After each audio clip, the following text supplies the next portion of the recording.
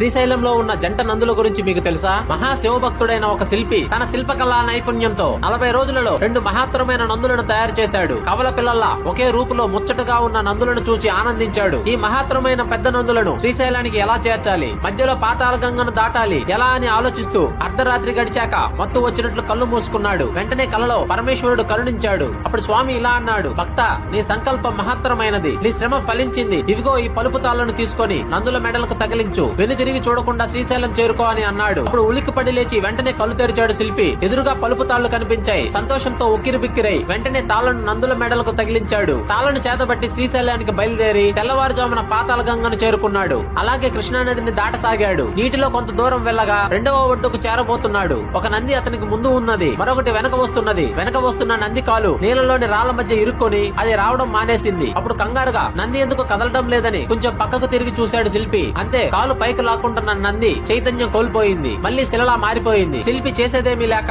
దానిని అక్కడే వదిలేసి ఒక నందితోనే శ్రీశైలం చేరాడు. ఇప్పుడు శ్రీశైలంలో ఉన్న నంది ఆ శిల్పి తయారు చేసిందేనని చెప్తారు. రాళ్ల మధ్య నుండి కాలు పైకి లాక్కుంటూ శిలగా మారిపోతున్న నంది ఉబ్బలి బసవన్న అని పిలువబడుతూ ఇటీవల కాలం వరకు భక్తులకు దర్శనమిచ్చేదట. శ్రీశైలం ప్రాజెక్టు వల్ల పాతాళ గంగలో మునిగిపోయిన నంది 700 అడుగుల లోతులో నీటిలో ఇప్పటికీ ఉందంట. హరహర మహాదేవ శంభో శంకర.